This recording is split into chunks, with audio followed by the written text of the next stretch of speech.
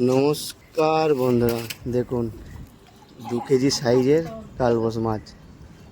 এইটাকে আজকে আমি আলু দিয়ে ঝোল রান্না করে দেখাবো আপনাদেরকে। চলুন তাহলে এটাকে কেটে নেওয়া যাক।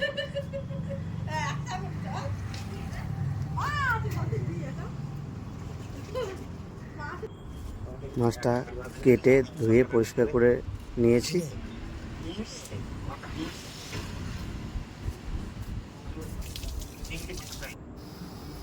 এবার একটা কড়াই নিয়েছি, তাতে তেল দিয়েছি, সর্ষের তেল। আর মাছটাকে হলুদ নুন মিশিয়ে ভালো করে নাড়াচাড়া করে মিশিয়ে নিতে হবে। এবার এটাকে মেশানো হয়ে যাওয়ার পরে কড়াই তেলটা গরম হলেই দেখুন তেল থেকে ধোঁয়া উঠছিল। এবার একটা একটা করে পিস আমি দিয়ে দেবো। মাছগুলোকে সুন্দর করে ফ্রাই করে নেব।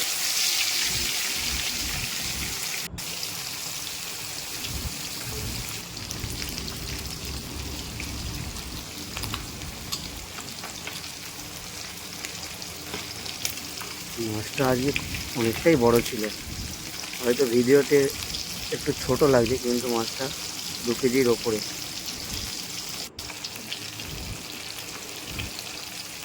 মাছের এক পিঠ ভাজা হয়ে গেছে, মাছগুলোকে উল্টে দেবো। মাছগুলোকে একটু লাল লাল করে ভাজবো।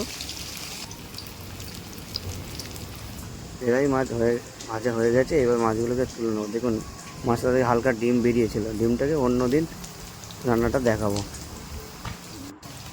মাছ ভাজা হয়ে গেছে, কিছুটা মাছ সেটাকে একটা ডিশে তুলে নিচ্ছি, দিয়ে আবার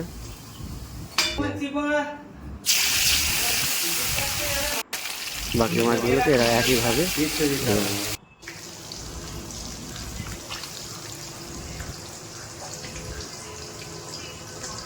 দেখুন কত সুন্দর লাগছে।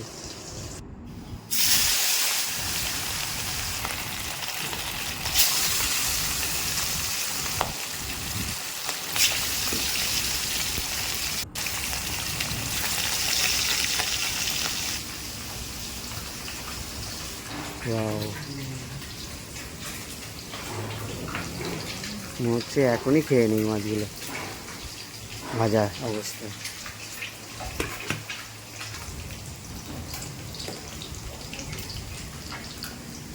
অনেকটাই মাছ, ভাজতে একটু টাইম লাগছে।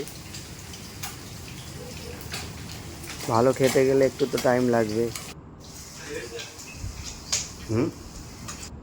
এবার ওই তেলে আমি 3টে আলু লম্বা লম্বা করে কেটে ভেজে নিচ্ছি, ওই একই তেলে, মাছের তেলে। ভাজা প্রায় হালকা হালকা ব্রাউন কালার হয়ে গেছে। এবার আলুগুলোকে একটা পাত্রে তুলে নেব। আলুগুলোকে একটা পাত্রে তুলে নিয়েছি। এইবার যেহেতু আমাদের বাড়িতে তেল কম খায়, তাই তেলটা একটু কড়া থেকে কমিয়ে নেব। বেশি তেল দিয়ে রান্নাটা আমিও পছন্দ করি না, সিম্পল রান্না হবে। গোটা গরম মশলা দিয়েছি,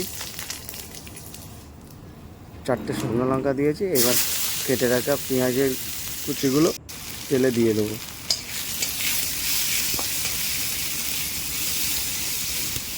গোটা কয়েক কাঁচা লঙ্কা চিড়ে দিয়ে দেবো। এবার এটাকে নাড়তে থাকবো। এবার আদা কিছুটা কুচিয়ে নিয়েছিলাম, সেই আদাটাও দিয়ে দেবো, দিয়ে নাড়তে থাকবো। কেটে রাখা কিছু টমেটো দিয়ে দেবো, দিয়ে নাড়তে থাকবো।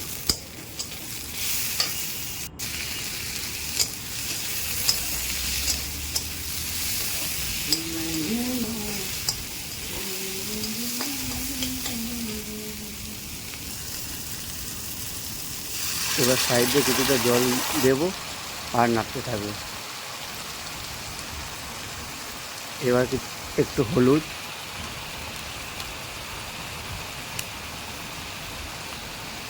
একটু লঙ্কা গুঁড়ো,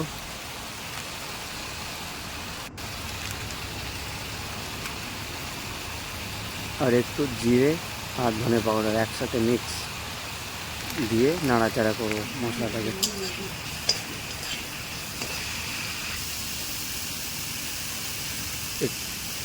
কিছুটা ধনে পাতা দেবো, দিয়ে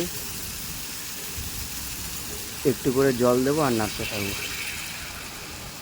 তাহলে কি হবে, মশলা থেকে টমেটো থেকে যত যা ফ্লেভার থাকে বেরিয়ে আসবে। পরিমাণ মতো নুন দিয়ে দেবো, দিয়ে আবার মশলাটাকে নাড়তে থাকবো। মশলাটা প্রায় হয়ে এসেছে, এবার এতে ভেজে রাখা আলুগুলোকে দিয়ে আবার নাড়তে থাকবো।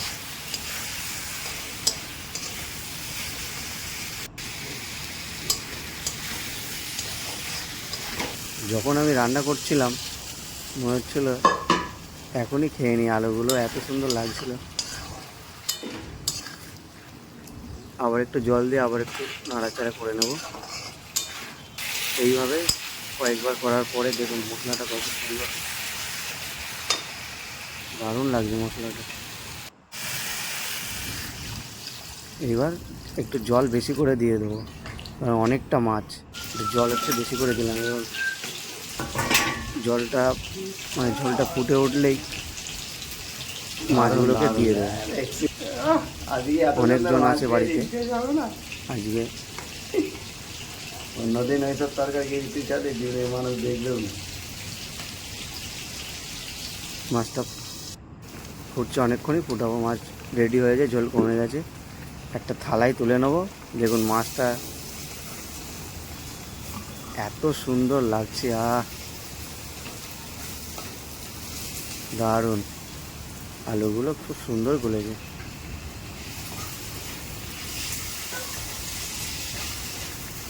একটু উপর থেকে ধনে পাতা ছড়িয়ে দেবো। এরকমভাবে মায়ের রান্না করে খেয়ে দেখবেন, দারুণ লাগবে। ধন্যবাদ।